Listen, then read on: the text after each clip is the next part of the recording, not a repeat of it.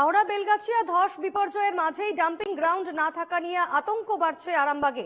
অভিযোগ, স্থায়ী dumping ground না থাকায় দীর্ঘদিন ধরেই সেতুর নিচে ফেলা হচ্ছে আরামবাগ শহরের 19টি ওয়ার্ডের ময়লা আবর্জনা।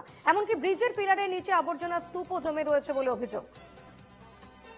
এবার আরামবাগে ডাম্পিং গ্রাউন্ড না থাকা নিয়ে আতঙ্ক এবং স্বাভাবিকভাবে স্থানীয় বাসিন্দারা আতঙ্কে রয়েছেন।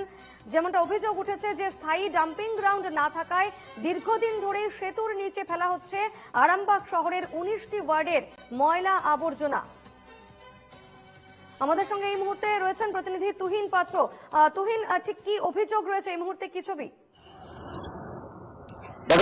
আমরা এই মুহূর্তে দাঁড়িয়ে আছি যে মুন্ডেশ্বরী নদী, সেই নদের ব্রিজের মানে দ্বারকেশ্বর যে নদীর ব্রিজের ওপরে এই দ্বারকেশ্বর নদের যে ব্রিজ, এই ব্রিজের নিচেই কিন্তু দেখাবো যে এই যে দেখাচ্ছি যে চিত্র, একদম আবর্জনা। এটা আরামবাগ পৌরসভার 19টি ওয়ার্ডের যে ময়লা আবর্জনা এখানেই নিয়ে এসে ফেলা হয় এবং একদিকে যেমন পরিবেশ দূষণ হচ্ছে, অন্যদিকে যেটা এলাকার স্থানীয় মানুষের অভিযোগ। এবং এই রোড দিয়েই কিন্তু প্রতিনিয়ত আরামবাগ থেকে এবং মেদিনীপুর, বাঁকুড়া, পুরুলিয়া সহ বিভিন্ন জেলার যে সংযোগকারী যে ব্রিজ আরামবাগের সাথে, একটা গুরুত্বপূর্ণ রাজ্য সড়কের উপর এটা ব্রিজটা তৈরি হয়েছে এবং এখান দিয়ে প্রতিনিয়ত বহু গাড়ি যানবাহন যাতায়াত করে এবং এই ব্রিজের নিচেই কিন্তু আরামবাগ পৌরসভার যে সমস্ত আবর্জনা এখানে ফেলা হয় এবং এই দীর্ঘদিন ধরে স্থায়ীভাবে ডাম্পিং গ্রাউন্ড না থাকার ফলেই কিন্তু এই ময়লা আবর্জনা ব্রিজের নিচে যে পিলার রয়েছে সেই পিলারের তলাতে কিন্তু জমছে এবং যার ফলেই একটা আশঙ্কা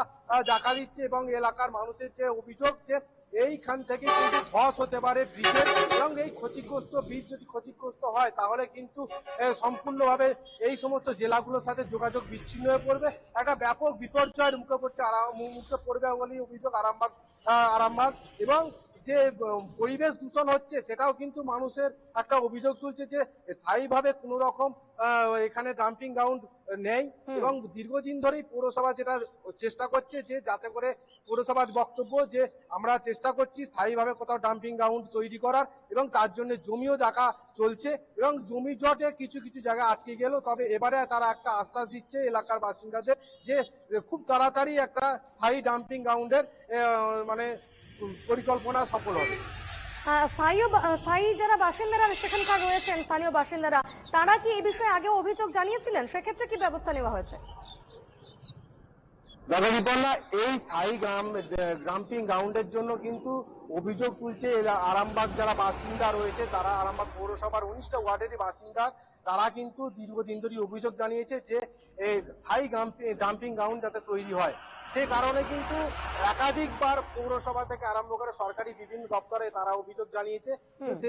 সেই মতো প্রেক্ষিতে কিন্তু পৌরসভার পক্ষ থেকে বিভিন্ন জায়গায় ডাম্পিং গ্রাউন্ডের স্থায়ী যাতে ব্যবস্থা করা যায় সেজন্য কিন্তু উদ্যোগ গ্রহণ করা হয়েছে। কিন্তু জমি জট এটা একটা বড় সমস্যা, যেখানে লোকালয় থেকে অনেক দূরে যাতে করে গ্যাস দুর্গন্ধ যাতে লোকালয়ে ছড়িয়ে না পড়ে, তার জন্য কিন্তু স্থায়ী ডাম্পিং গ্রাউন্ড একটা নির্দিষ্ট জায়গাতে করার পরিকল্পনা নিচ্ছে। বেশ, সেদিকে নজর রেখো। ধন্যবাদ তুহিন।